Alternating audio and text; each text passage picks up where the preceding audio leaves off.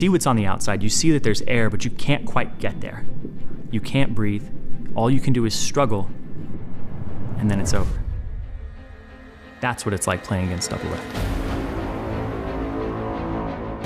Looking for the quadra, not gonna get it that time. It's a triple for Doublelift. He's looking for Pearson. Doublelift's reputation was that he was almost the villain. I just really like the feeling of shutting people up. You know, someone who says, oh, I'm better than you, I'm like, no, you're not. He was the guy who was trash talking all the time. He was the guy who was saying, everyone else is trash. Everyone else is trash. Right here on the show. Everyone else is trash. He's now the most dominant North American player that we have ever seen here. What you'll learn from Doublelift is what it takes to be an amazing AD carry. From laning, team fighting, freezing, fast pushing, diving, everything that he has to consider in every game, and what you have to do to pick that up yourself.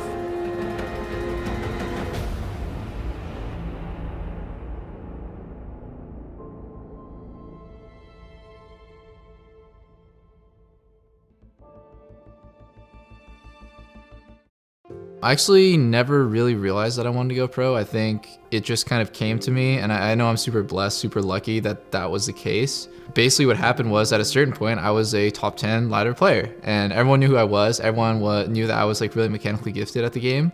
Dan Din, Reginald's brother, asked me if I wanted to play on his team, and he's like, yeah, my team, we're gonna be competing in the Season 1 World Championship. We're gonna be going. I'm like, oh my God, like that's crazy. You know, I'm 17 years old, I'm in senior year of high school, and I got this opportunity to join a team that was like already sort of like in the qualifier. Of course, I was like, I'll do anything to be on your team. You know, I'll show up to any practice like as much as I can, and like I'll do everything. I'll drop everything that I can possibly drop to be on this team. I didn't know that I wanted to be a pro, but I knew I wanted to play in this tournament, and then that just sort of derailed my life into becoming a pro player.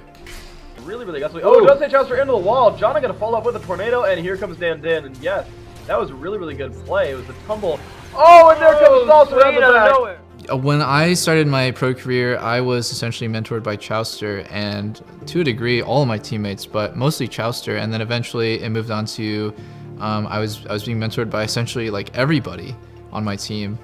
And I think having someone who you can bounce ideas off of, having someone who can tell you like this is the right direction and give you a path can accelerate like the way that you improve. So, you know, even in Season 1, which is 9 years ago, I felt like I had some mentorship, and it's really important. Chester, who do you plan on getting as the new AD carry for CLG? I'll take his place, dude. Oh, I'll take his place for the crew to support, dude. Yeah. Man, let's just throw that general man. I think he was really trying to focus on being as good as he possibly could be in this game that made him feel fantastic and something that he was good at. I originally became a pro player because it was like the only thing I could do because I got kicked out by my parents. All they ever wanted me to do was study and like not play video games. You know, what a waste of time. You know, I was really good in school, but I had zero life skills, and I was just really good at video games. I think he was just somebody that really cared about League of Legends. That out of all the people there, he was one of the ones that was just completely in love with the game. Nerdiest, if you will, because if you saw him back then, you would not think twice that this guy was all about computer games. I think I just grew up playing competitive games. I was like the bullied kid in real life that turned into the bully online. I like bullying people online. Like I like just owning people. I like making them feel bad. Like I like showing them that I'm better. And it's like, you know, if I'm not gonna be like a winner in real life, like I'm gonna be a winner in what I like to do, which is play video games. He ran away from home and became a pro player, basically sleeping on Travis Gafford's couch to be able to play this game and to put his all into it and to become a pro player.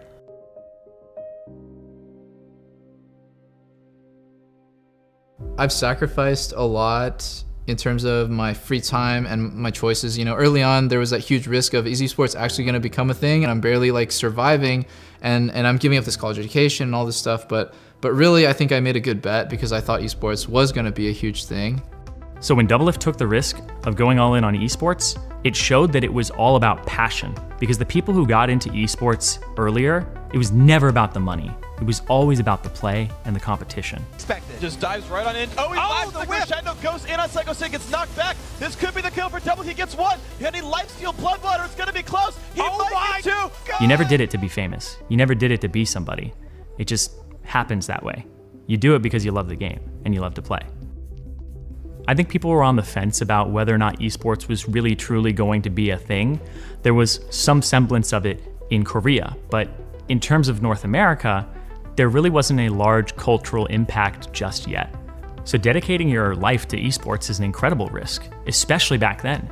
Now people make much more money, they're much more celebrated, there's products, there's large salaries. Back then it was, you have a plastic table and maybe a team house or apartment that somebody's paying for.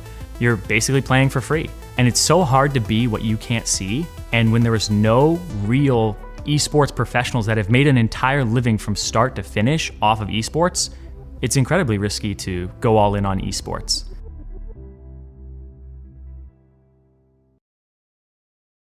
I think Doublelift's mindset was trash at the start. I think he was mostly focused on himself. He just wanted to win, he wanted to show off. Also congratulate you on your 500th regular season kill in 100 games. You're the first player in the North American LCS to do so. How does it feel? Oh boy, cool.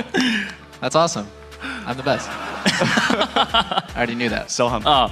Doublelift's reputation was that he was almost the villain of the LCS. He was the guy who was trash talking all the time. He was the guy who was saying, oh, everyone else is trash. Everyone else is trash. Right here on the show. Everyone else is trash.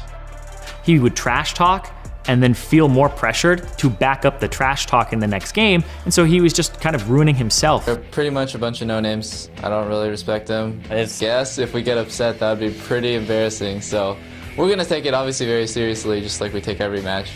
I just think they're by far the worst team in LCS. This is really snowballing the wrong way for CLG. Oh my gosh, Doublelift taking so much versus the knockout from Zyra. Can Mibbles be out? Lifesteal Chowster dodges the hook. Yes, he does. 2 kills picked up. He couldn't always back it up. His play was good, but he wasn't winning anything. So every time he said that, the meme would just be thrown back in his face.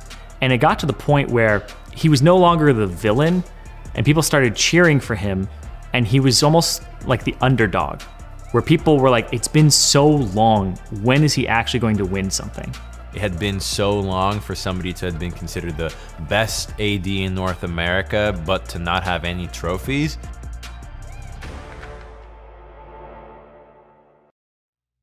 Before Madison Square Garden, Doublelift didn't have any trophies. And a large part of that was because he always had something to prove to people. He had to prove that he knew better. And that extended to his life, to his teams, to his teammates, where it just felt like he was always on a team but alone. And that's because he felt like he had to do it by himself. Because of his family life, he felt like he had to be alone, that he wasn't a team player, that he had to do it by himself or else it wasn't a real accomplishment. He's gonna do things for himself because he wants to, not because somebody else is gonna dictate his life for him. Some people either run away from things or run towards things. I was running away from university. I did not like university, and I definitely enjoyed playing video games instead. And to me, playing video games is a matter of running away from something. He was running away from a circumstance that just seemed like he wasn't really understood. When he first joined the scene, you know, he was not living with his family. He was essentially kicked out for playing games. That has to have an impact on your maturity. I think when Doublelift had Chowster alongside him, he had a mentor, but I think when he worked with Afromoo, he had a family.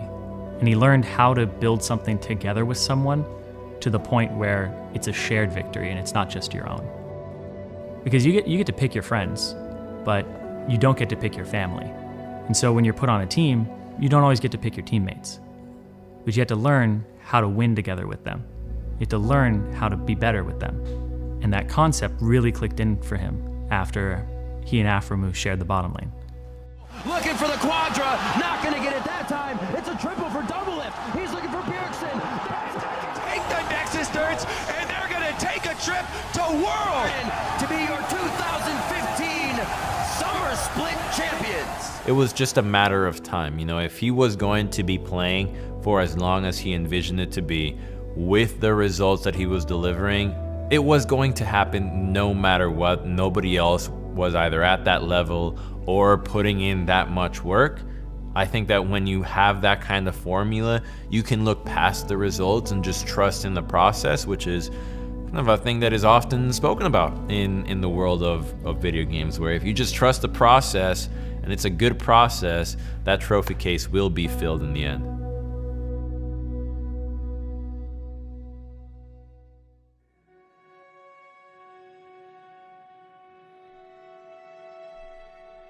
And in playoffs, I believe it was 2018, those playoffs, he had a massive tragedy in his family involving his older brother.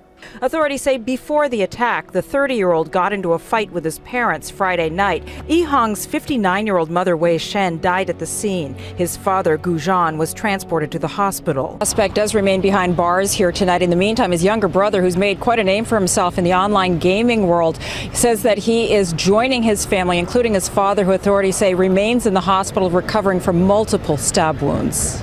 Is somebody that he looked up to, somebody that he idolized, and a family that, you know, he may have not have been able to apologize to for some of the things or completely make amends with them. And I remember there's a moment that sticks out to me is on the broadcast team in Miami, we were told, don't ask him any questions about it. He doesn't want to be asked any questions. He doesn't want the story in Miami to be about his family or his tragedy or anything like that. He told us he wanted it to be focused on his team, the competition, and the finals. And for me, that showed me, one, that Doublelift doesn't want this to be about him. He wants this to be about his team. He was a team player. And two, it showed me that no matter what, he is a competitor. That's what Doublelift lives for. Doublelift at his core, at his heart, is a competitor. And I think that's what makes him so damn good. There was a question about whether or not you even would play.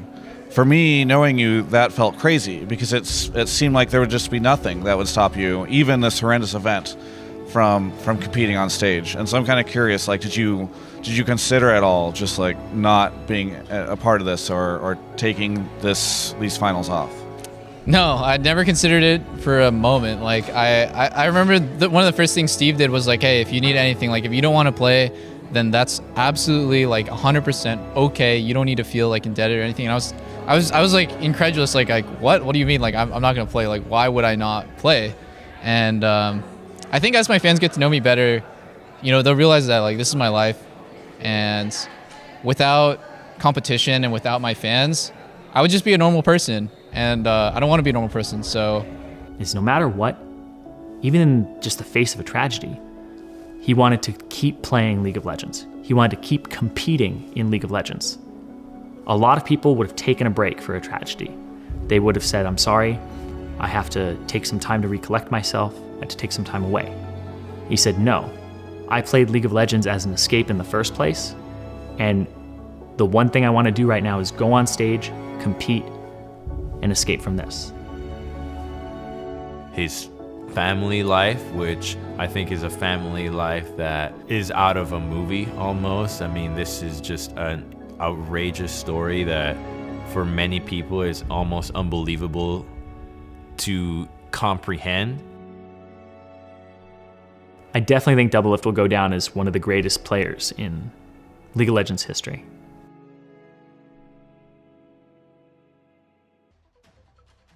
I think in terms of love for the game, you have to have love for the game to be where Doublelift is now.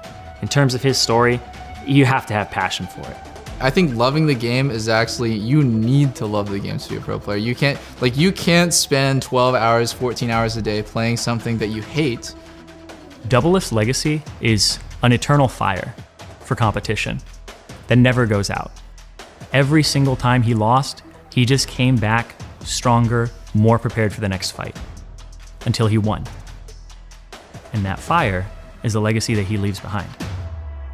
The fire of a champion.